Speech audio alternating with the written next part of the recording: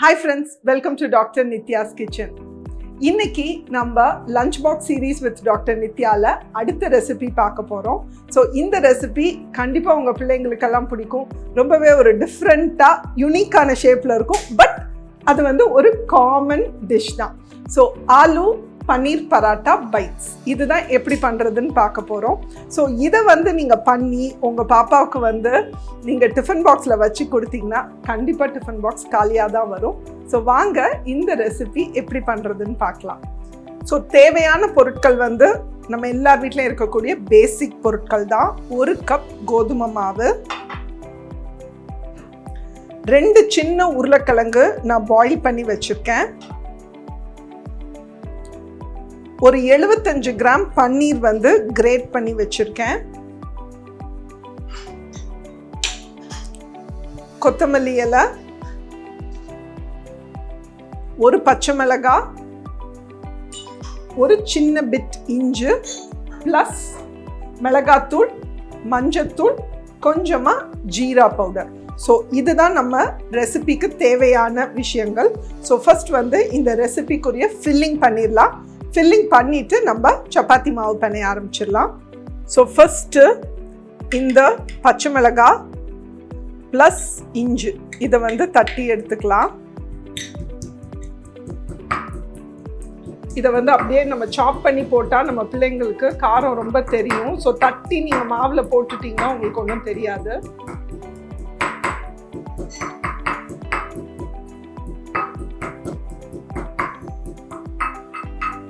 So வேக வச்ச அந்த உருளைக்கிழங்கு, அதோட பன்னீர்,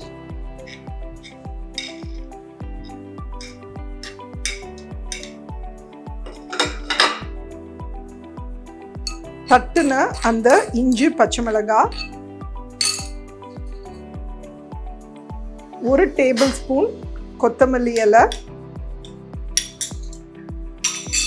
1/2 teaspoon salt, 1/2 teaspoon chilli powder, ஒரு 1/4 டீஸ்பூன் மஞ்சள் தூள்,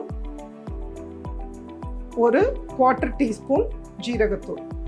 இதெல்லாம் போட்டு நம்ம நல்லா மிக்ஸ் பண்ண போகிறோம். இந்த ஸ்டேஜில் சப்போஸ் உங்களுக்கு சாட் மசாலா பிடிக்கும்னா நீங்கள் சாட் மசாலா கூட ஆட் பண்ணிக்கலாம்.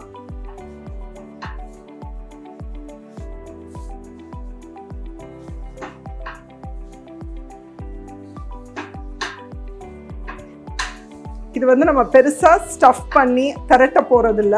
ஸோ உங்களுக்கு கொஞ்சம் சங்கி பிட்ஸ் இருந்தால் பரவாயில்ல.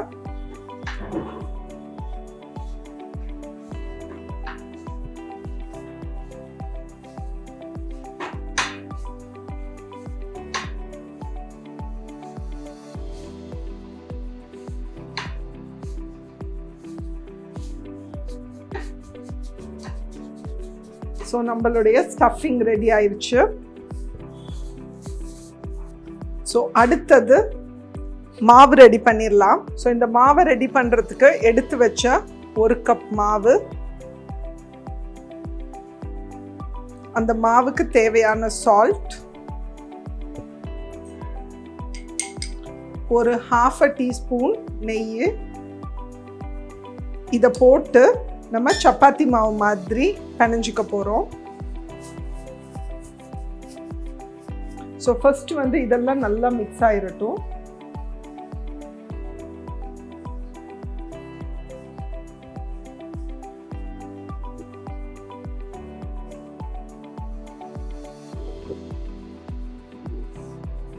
இதை தண்ணி ஊற்றி நம்ம சப்பாத்தி மாவு மாதிரி பிணைய போகிறோம்.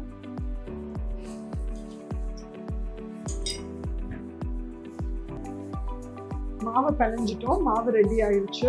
ஸோ இப்போ இதை எப்படி உருட்டுறதுன்னு பார்க்கலாம். உங்களுக்கு டைம் இருந்தால் ஒரு 10 மினிட்ஸ் நீங்கள் மாவை ரெஸ்ட் பண்ண வைங்க, உங்களுக்கு இன்னும் கொஞ்சம் சாஃப்டாக வரும். இப்போ நம்ம பிணைஞ்ச மாவுல ஒரு 2 சப்பாத்திக்குரிய மாவு சைஸ் நம்ம எடுத்துக்கலாம். அதை நம்ம திரட்ட போகிறோம்.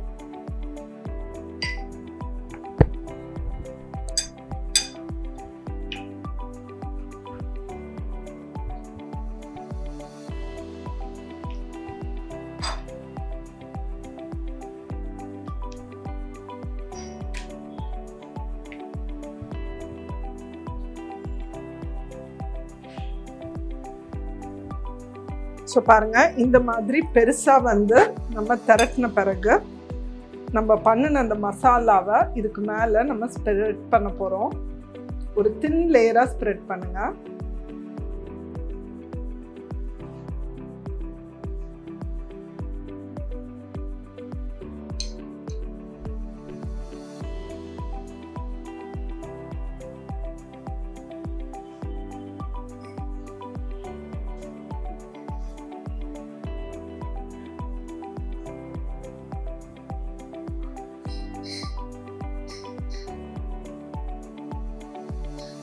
ஸோ ஸ்ப்ரெட் பண்ண பிறகு இதை அப்படியே உருட்டிடுங்க.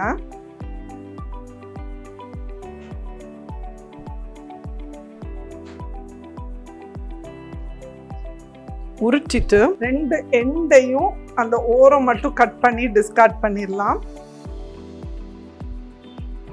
மற்றபடி இதை வந்து ஒரு 1/2 இன்ச்சுக்கு நம்ம கட் பண்ண போகிறோம்.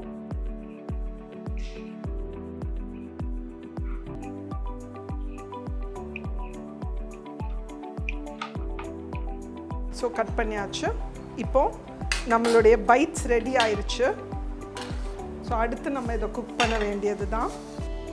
ஸோ நம்ம பேன் ஹீட் ஆன உடனே செஞ்சு வச்ச பைட்ஸை நம்ம வைக்க போகிறோம். லோ டு மீடியம் ஃப்ளேமில் இருக்கட்டும், அப்போ தான் அது நல்லா கிறிஸ்பியாக வெந்து வரும்.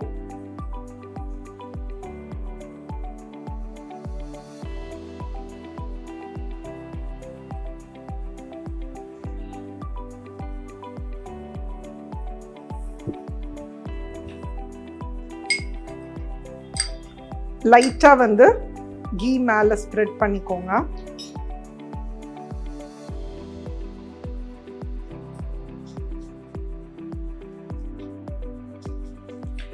நீங்கள் யூஸ்வலாக ஆலு பராட்டா பண்ணி கொடுத்தீங்கன்னா குழந்தைங்க வந்து அது ரொம்ப சாகி ஆயிரும். ஸோ ஒழுங்காக சாப்பிட மாட்டாங்க. இந்த மாதிரி கொடுத்தீங்கன்னா அது அவங்களுக்கு ஹேண்டியாகவும் இருக்கும், நல்லா கிறிஸ்பியாக இருக்கும். ஸோ கண்டிப்பாக விரும்பி சாப்பிடுவாங்க. ஸோ இது வந்து வேகிறதுக்கு ஒரு 5 மினிட்ஸ் நம்ம வெயிட் பண்ணணும். ஏன்னா நம்ம கொஞ்சம் திக்காக வச்சுருக்கோம், ப்ளஸ் லோ டு மீடியம் ஃப்ளேமில் குக் பண்ண போகிறோம்.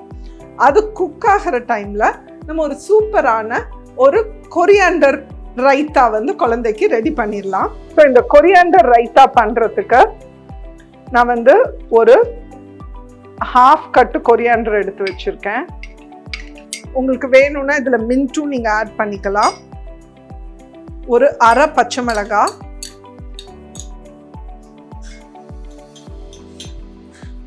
ஒரு 1/4 இன்ச் இஞ்சி,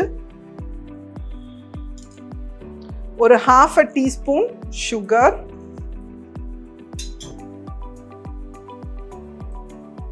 ஒரு 1/4 teaspoon salt, plus 1 table spoon பொட்டுக்கடலை. இதோட ஒரு 1/4 டீஸ்பூன் ரோஸ்டட் ஜீரா பவுடர், அதாவது வறுத்த ஜீரா பவுடர். அதே மாதிரி ஒரு பிஞ்ச் சாட் மசாலா. ஸோ இதோட 2 டேபிள் ஸ்பூன் கர்ட் ஆட் பண்ணி இதை நல்ல ஒரு பேஸ்ட்டாக அரைச்சிடலாம். இதுதான் நம்மளுடைய கொரியாண்டர் ரைத்தா.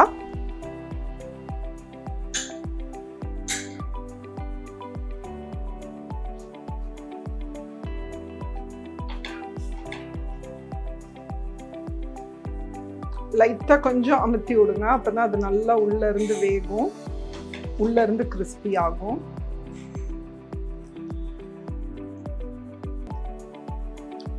இந்த சைடும் நம்ம கொஞ்சம் கீ அப்ளை பண்ணிடலாம்.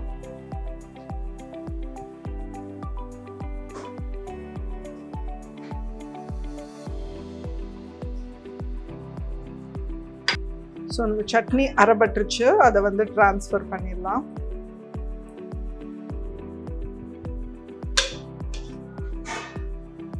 ஸோ திருப்பி திருப்பி போட்டு 2 பக்கமும் நல்லா ப்ரௌன் ஆகட்டும்.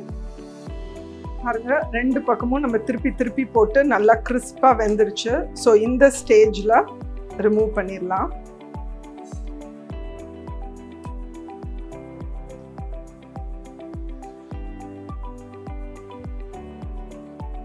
பாருங்க, ஆலு பன்னீர் பைட் சூப்பராக ரெடி ஆயிடுச்சு. இதுவும் இந்த கொரியாண்டர் ரைத்தாவும் நீங்கள் டிஃபன் பாக்ஸில் கொடுத்து விட்டீங்கன்னா 100% வந்து டிஃபன் பாக்ஸ் உங்களுக்கு எம்டியாக தான் திரும்பி வரும். யூஸ்வலாகவே இந்த மாதிரி பைட் சைஸில் இருக்கும்போது பிள்ளைங்க வந்து ரொம்பவே விரும்பி சாப்பிடுவாங்க. ஸோ உங்களுக்கு இந்த ரெசிபி பிடிச்சிருந்ததுன்னா கண்டிப்பாக செஞ்சு பாருங்கள். செஞ்சு பார்த்துட்டு உங்கள் பிள்ளைங்க என்ன ரெஸ்பாண்ட் பண்ணாங்கன்னு எனக்கு கமெண்ட் பண்ணுங்கள். ஸோ இதே மாதிரி ஸ்கூல் கோயிங் கிட்ஸோ காலேஜ் கோயிங் கிட்ஸோ இருக்கிற மதர்ஸோட இந்த ரெசிபியை ஷேர் பண்ணுங்கள், லைக் பண்ணுங்கள், கமெண்ட் பண்ணுங்கள், சப்ஸ்கிரைப் பண்ணுங்கள். இதே மாதிரி இன்னொரு சூப்பரான ரெசிபியோட உங்களை சந்திக்கிறேன். பாய்.